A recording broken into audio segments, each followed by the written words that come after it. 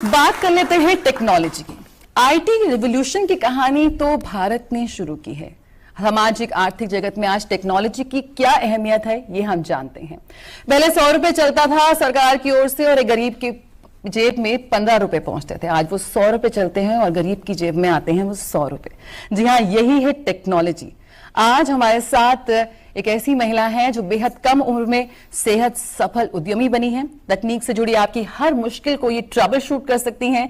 तालियों से स्वागत कीजिए policy think tank miss Shivati Bajaj का। She is a leading female entrepreneur India, a lawyer, she is a co-founding managing partner for RSD Global Law Firm, advising lot of business stakeholders. Welcome Shivati. Shivati Bajaj हमारे साथ हैं जो कि इंडिया के top lawyers under 40 2022 में इनको सम्मान दिया गया है। अब टेक एंटरप्रेन्योर, ये तमाम चीजें हैं as a lawyer, as a tech entrepreneur. सबसे पहले तो यहाँ पर जो अगर दूर दराज के लोग इस वक्त हमें देख रहे हैं, मैं ये जानना चाहूंगी शिवाती कि आप किस तरह से काम करते हैं, जो कि पेटेंट बात है या ट्रेडमार्क की बात है या डेटा प्रोटेक्शन की बात है, डेटा प्राइवेसी की बात है, तमाम चीजें जो हम पहले चर्चा कर रहे थे। लेकिन अगर आम आदमी की भाषा में हम समझाना चाहें कि किस तरह से आप ये काम करती हैं। फर्स्टली थैंक यू इस पैनल का पार्ट होने के लिए। I would like to thank everybody. और डीडी डायलॉग एक बहुत ही अच्छा कार्य ऑर्गेनाइज किया गया है सबके यहाँ पे, एंड वुमेन्स डे के लिए सबको हार्दिक शुभकामनाएं।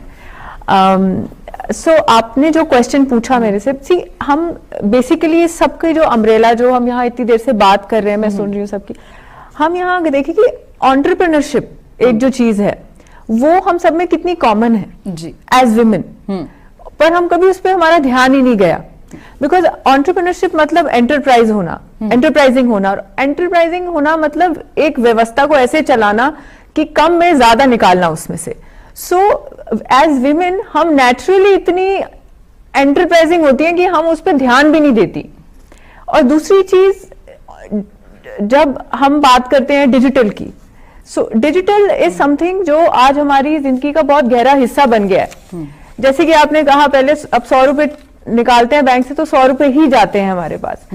तो डिजिटल और एंटरप्रेन्योरशिप का ये जो मिलन हुआ है, इसमें जो हम देख रहे हैं, हमारा जो गवर्नमेंट काम कर रही है, जो यूथ आया सामने, इट इज अमेजिंग टू सी जितना काम हो रहा है यहाँ पे प्रोडक्ट्स में, गवर्नमेंट जो कर रही है और जो एंटरप्रेन्योर्स अलग भी कर रहे हैं।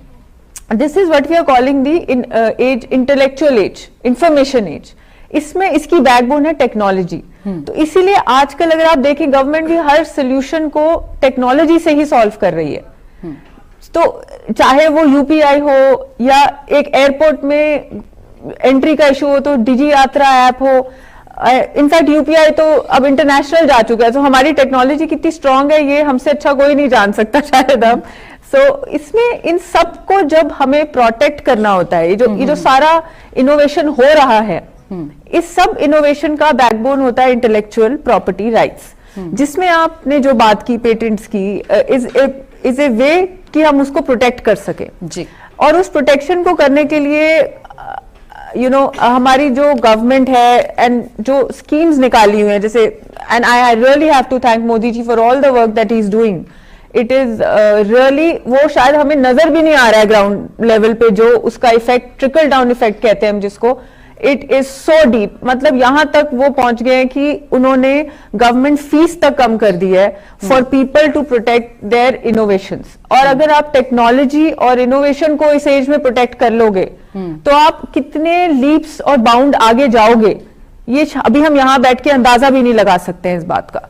क्योंकि बात हो रही है ओनरशिप की, बात हो रही है इन्वेंटर राइट्स की। अगर हम उसको प्रोटेक्ट करके उसकी ओनरशिप ला सकते हैं, for example technology like UPI, वो इंटरनेशनल जा चुकी है। बिल्कुल, बिल्कुल। अब वो है तो इंडियन टेक्नोलॉजी, उसका इंटरनेशनल जाना और उसमें वो जो डेटा बन रहा है, उस डेटा को हैंडल करना, उसके लिए एक अलग कमेटी बनाना और उसमें हमें उसे कैसे हैंडल करना है, डेटा प्रोटेक्शन बिल बनाना, ये सारे काम जो हो रहे हैं ये हमें नजर भी नहीं आ रहे हैं और इनका इतना लॉन्ग टर्म इफेक्ट हो रहा है। सो आई रियली फील दैट ये सब एंटरप्रेन्योरशिप को ही बूस्ट करेगा।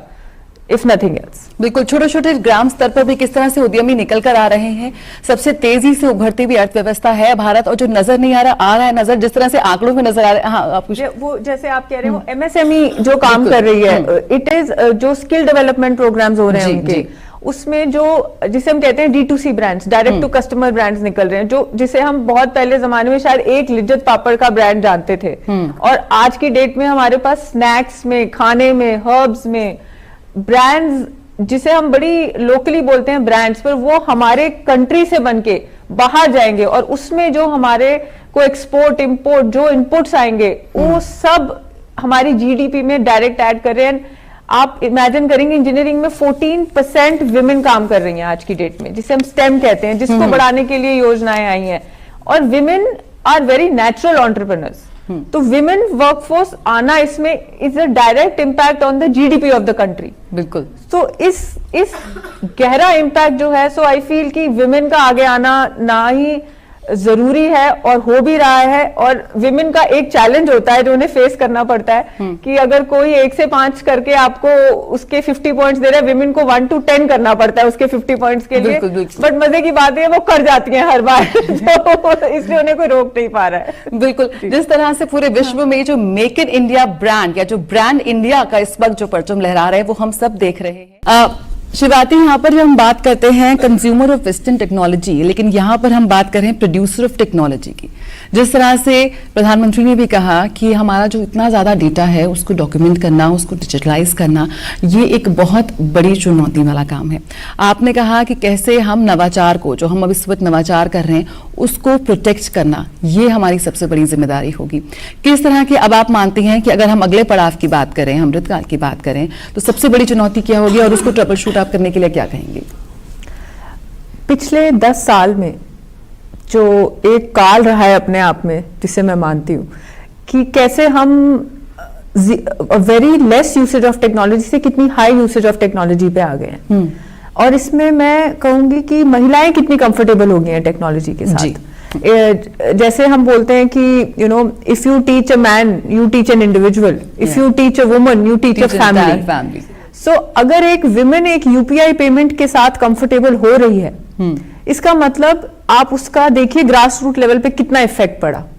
और ये सारा शुरू हुआ था 10 साल पहले, जब मोदी जी ने बैंक अकाउंट खुलवाए थे जी। तब किसी ने नहीं सोचा था कि उसका ये इफेक्ट जाके इतनी देर आएगा कि आज हम सिंगापुर के साथ टाई अप कर रहे हैं कि UPI यूज ट्रांसफर्स का। तो ये एक काल है। अब जो अगला काल हम ले अगले 10 साल का ग्रोथ का, वो ये रहेगा कि आप टेक्नोलॉजी, उस जो आपका इतना डेटा आ रहा है उसे कैसे प्रोटेक्ट कर रहे हैं इन टर्म्स ऑफ यूसेज, और दूसरी चीज आप टेक्नोलॉजी से क्या क्या प्रॉब्लम सॉल्व कर रहे हैं। व्हेन वी से प्रॉब्लम सॉल्विंग, तो प्रॉब्लम सॉल्विंग इसमें सिक्योरिटी आएगी, जिसे हम जिसका एक बैकबोन है आधार कार्ड। आधार एक ऐसा है जिसमें हमें एक आइडेंटिफिकेशन पता लग जाता है। जैसे कि शिवानी जी ने कहा कि case like Nirbhaya happened in India, और हमें सिर्फ उन लोगों को आइडेंटिफाई नहीं कर पाए, हम उस आइडेंटिफिकेशन में कितने महीने निकल गए। आधार कार्ड जैसी चीज वो प्रॉब्लम सॉल्व कर देती है।